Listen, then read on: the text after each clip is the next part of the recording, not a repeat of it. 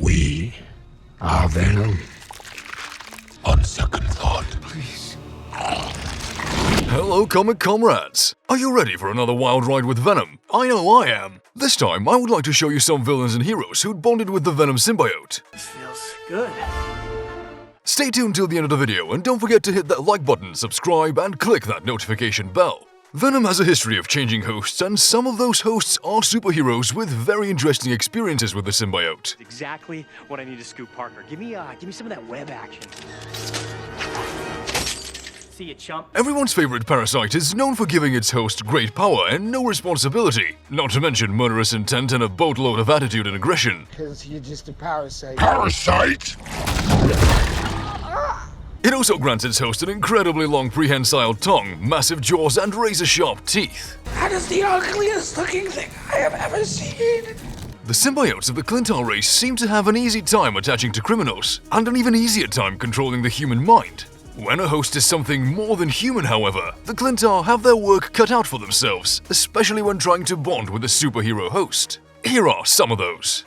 Number 10. Spider-Man.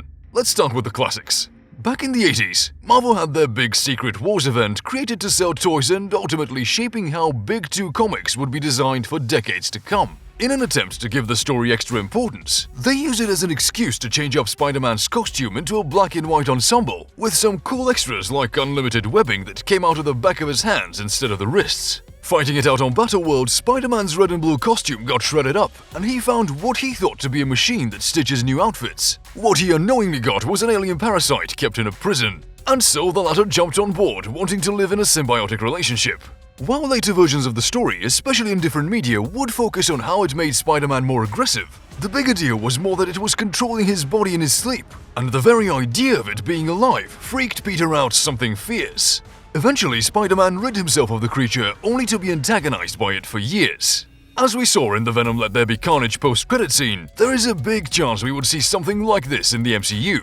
Number 9. Scorpion. Never send an 8-ton infant to do a man's job. Now, let's talk some villains. Mac Gargan spent many years as the Scorpion, and during the Marvel Knights Spider-Man storyline, Gargan reappeared as finally free of his green armor. Acting as a henchman for Norman Osborn, he had a non-violent confrontation with Spider-Man and was apparently going to be refitted with a new, better Scorpion suit. Instead, the Venom symbiote found him, much to Osborn's initial chagrin. As time would show, Venom would be Osborn's go-to henchman and would serve him as both a Thunderbolt and a Dark Avenger. In a time where Carnage was believed to be dead and Eddie Brock had his own thing going on, it made sense to have Gargan as a brutal, purely evil Venom with no shades of grey. While a bit of an afterthought in Dark Avengers, he did have his own miniseries called Sinister Spider-Man that was absolutely brilliant and featured having a tiny dog thrown into his eye via Bullseye. With the end of Dark Reign and Osborn's time in power, the government decided to just remove the alien costume and figure it out from there. Mac Gargan went back to being the Scorpion and nobody's cared about him since. Hey, maybe the MCU will finally pick him up and make him the 6th member of the Sinister Six. Who knows?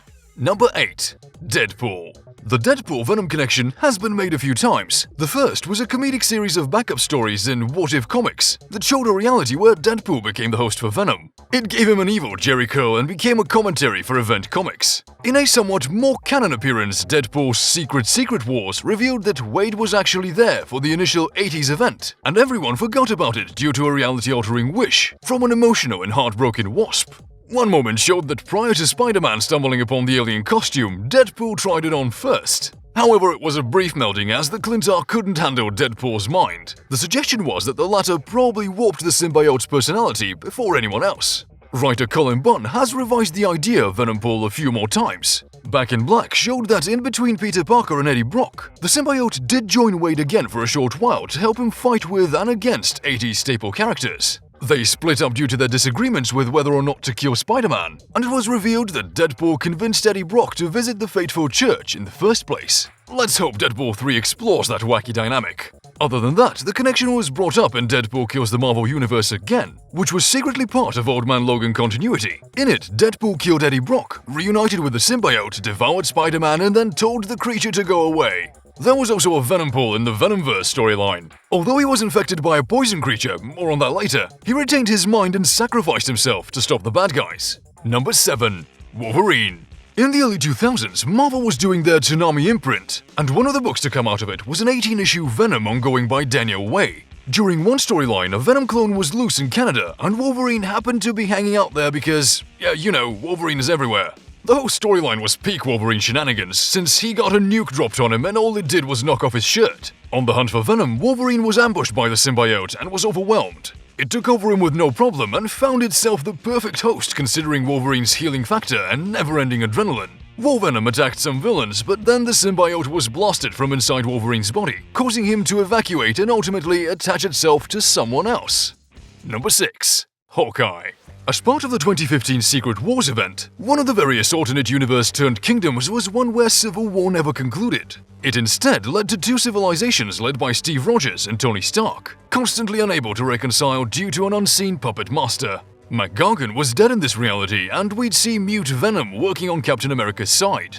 Venom was given just enough panel time to be treated as a mystery as he joined Peter Parker's covert mission into Stark's kingdom. As they faced King Ock, Kingpin's corpse controlled by Dr. Octopus's tentacles, Venom quietly appeared behind the threat, created a goo-based ball and fired Daredevil's billy club through King Ock's skull. He was finally identified as Clint, and stopped factoring into the story. I guess that would explain why his symbol looked like an arrowhead. Number 5. US Agent. In the beginning of Jeff Parker Thunderbolt's run, which eventually became Dark Avengers, US Agent took some serious body damage. He lost both an arm and a leg during the Siege tie-in. Afterwards, he became this badass prison warden who could mess up a room full of prisoners regardless of how much biology he was missing. During the final arc, US Agent and the Dark Avengers crew were stuck in a rewritten Earth where New York City was split apart by a dystopian superhero gang war. In this world, Hank Pym had been experimenting on the Venom Symbiote and effectively lobotomized it. Dark Avengers member and Scarlet Witch stand-in Toxie Doxie used Venom to attach itself to US Agent and grow back his missing limbs, returning him to the status quo. I hope White Russell knows about this storyline. Number 4. The Hulk. What if the alien costume-possessed Spider-Man told the tale of Peter Parker waiting too long before having the Fantastic Four investigate his animated black tights? By the time they got him under the microscope, it was too late and the creature had already bonded with him. It took over his body completely and escaped, staying under the radar so Reed Richards couldn't track it down. After several days, the controlled Spider-Man found the Hulk going on a monstrous rampage. Knowing a good meal when it saw one, the symbiote left Spider-Man behind and it jumped onto Hulk, who could do nothing to save himself. Symbiote Hulk laughed and jumped off into the distance. Peter's body was so used up at this point that the situation rendered him into an old man who died within a day. Let's see that episode of What If, Marvel. Number 3. The Punisher. Speaking of What If, one of the best issues of the comic book What If Venom Had Possessed the Punisher showed a reality where Frank Castle stopped at that one church moments before Eddie Brock. He had Spider-Man on mind at the time, and the symbiote latched onto him. Initially, Frank didn't think much about the symbiote's origins. He figured it was some slick shield technology and went with it. He even did away with the webbing ability and had the costume shoot bullets made of symbiote goo instead. The parasite gradually took over Castle's life. He started lashing out against Microchip and found himself trying to kill Spider-Man against his will. After being hit with a sonic blast, Frank was able to go into a dreamlike state and confront the symbiote mentally. In the end, the Punisher made it an ultimatum. The symbiote would do what he wanted and get a piece of the violent action Frank's known for. But if it didn't listen to his orders, he'd kill them both. Venom agrees to the terms, and the Punisher escapes capture from the heroes by using the symbiote to glide into the night. Number 2. Captain Marvel. Writer Brian Reed really wanted to make Peter Parker and Carol Danvers a thing. When the crossover siege was going on, there was a collection of one-shots about stuff going on during the penultimate battle before the Void became the final end boss. One of these stories, written by Reed, had Spider-Man and Ms. Marvel take on Venom. Carol beat him fairly easily and simply tore Gargan from the symbiote, as if she was pulling someone's towel off. The symbiote then simply attached itself to Carol and took over her mind. What we got was a flying Venom with fiery Kirby dots exploding out her head. Spider-Man fought his possessed friend and freed Carol via kicking her into some power lines. The symbiote then went back to Gargan and the big battle continued. Number 1. The Kingpin. Sean Ryan and In-Hyo Lee teamed up for the Spider-Man issue, which was supposed to be the final chapter of the story arc called Great Power. According to the recap, Venom had been biologically upgraded into being the Techno-Symbiote. Eddie Brock tried to become host of it once again, but he and Spider-Man came to realize that it needed to be destroyed. Then Wilson Fisk appeared and shot Eddie. The actual issue started from there, with Kingpin becoming the host for the futuristic symbiote, all while admitting that he had created it. As the new Venom, Fisk not only had the usual bells and whistles, but could tap into all sorts of technology. He did that to stalk the underwear-clad Parker through New York City for the remainder of the issue. Finally, the two had their battle in the woods, where Parker shoved a torch into Venom's face, tore Fisk out, and quietly sat as the techno-symbiote was burned to death. So, that was spectacular, right? What characters do you think will host the Venom Symbiote in the MCU? I vote for Aunt May. Tell me in the comments below. And don't forget to hit that like button, subscribe to the channel, and bond with that notification bell. Until next time, peace out! I am Venom, and you are mine.